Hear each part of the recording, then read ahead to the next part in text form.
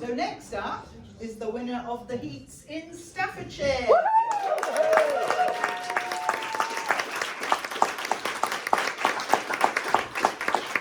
And for her talk, you are all hoteliers. Fee has not always been a wheelchair user, so seeing both sides of the coin, having worked as a receptionist in a 122-bedroom hotel for many years, and now as a disabled person who stays in hotels, Fee has had some horrific experiences, but also some great hotel stays. But if you don't know there's a problem, how can you solve it? By sharing her experience and skills, Fee is willing to help resolve issues that many guests with disabilities face. So with her talk, Are You Missing Out? Please welcome Fee Stevenson.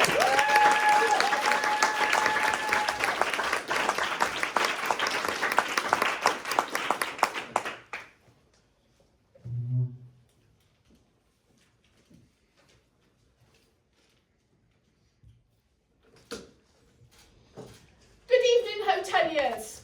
I see we've got Premier Inn, Hilton, and the Travel Lodge. And is that the Ritz at the back?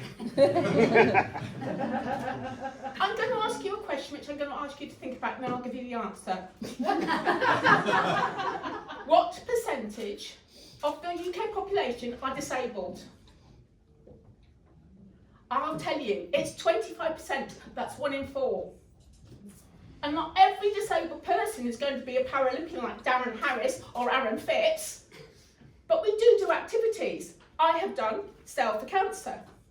I have played cricket at Lords in my wheelchair, and I go horse carriage driving.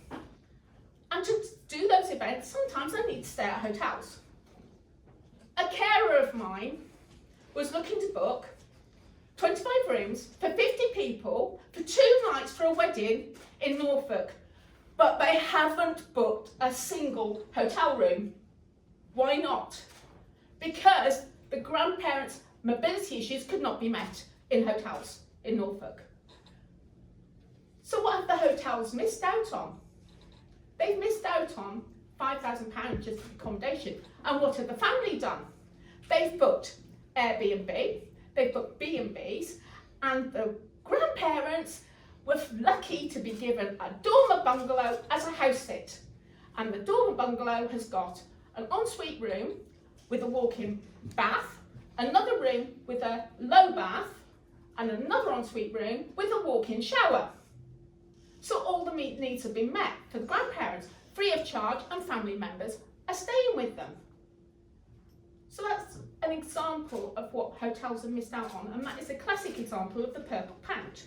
The purple pound is the money that disabled people have to spend, but can't because services do not meet their needs. Huge problem. So what's the solution? The solution is you can have a person to greet a disabled guest at your hotel car park to help them in over the cobblestones, the curbs, the little door lips that we can't get over without help. And then they can get into the wonderful accessible room you've got. And why am I telling you this? Because the value of the purple pound. Last year, do you think the purple pound was worth 249,000, 249 million, or 249 billion? Raise your hands if you think it's 249,000. Raise your hands if you think it's 249 billion, and raise your hands if you think it's 249 billion. You're right. Now, this year, the Office of National Statistics have valued it at 274 billion. So this is why it's important for hotels to get a share of this money to cater for our needs. And with my experience, having worked in the hotel trade and now as a disabled guest, I can show you the pitfalls and explain how things can be sorted. An example could be, you're a listed building and you've got a set of stairs. You think nothing can be solved. I can solve that for you. Sesame Access do lifts, and I know this because I've tested at number 10 Downing Street in 2017. Half the stairs stay as stairs, the other half, with a key turned in the wall, form a wheelchair lift by the stairs, falling backwards, flat. The wheelchair goes forward, a metal bar is put behind the chair, the wheelchair goes up in the lift, wheelchair rolls off, and miraculously the key is turned, it's back to stairs like magic. Fantastic. So that is one solution. So there are solutions out there, and it can just be something small. And if you're thinking, we can't afford to have 25% of our rooms as accessible rooms, forget that one, because accessible rooms can be catering for all needs.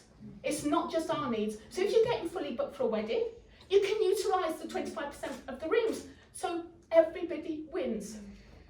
Now, if you need my help, having explained the situation, as Blondie says, call me. Thank you very much.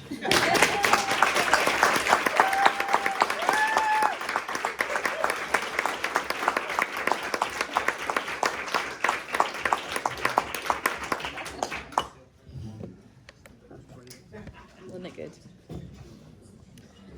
The hours and hours and hours of work she's put into it. Oh no, Bonkers.